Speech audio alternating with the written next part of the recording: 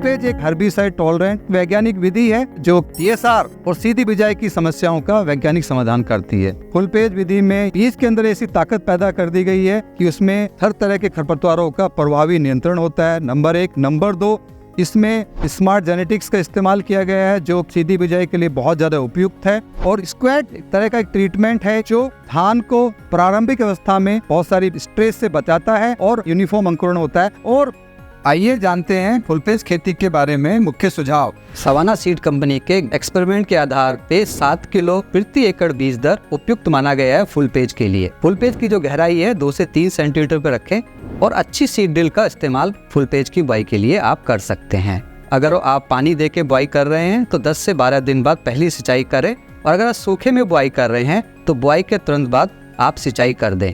जो खरपतवारनाशी का इस्तेमाल करना है आपको 2 से 3 पत्ती अवस्था पे करना है। ये मुख्य तौर पे 10 से 15 दिन के बाद बुआई के आ जाती है।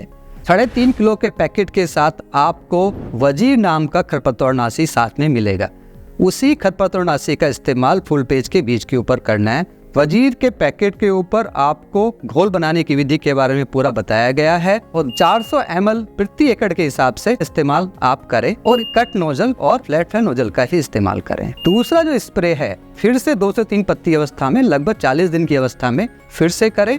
आपको स्प्रे के बाद 6 से 8 घंटे तक ये ध्यान रखना है कि बारिश नहीं होनी चाहिए। अगर बारिश हो जाती है तो दोबारा खरपतवारनाशक का प्रयोग करना पड़ सकता है। वजीर खरपतवारनाशक का इस्तेमाल सिर्फ फुल पेज के खेत पे ही किया जाना चाहिए, किसी अन्य धान पे ना करें। और मुख्य रूप से सीधी बिजाई में जिंक और लोहे की कमी देखी जाती है, इसलिए जिंक और लोहे का इस्तेमाल बहुत जरूरी है। 5 किलो जिंक सल्फेट बुआई के 10 से 12 दिन बाद इस्तेमाल करें।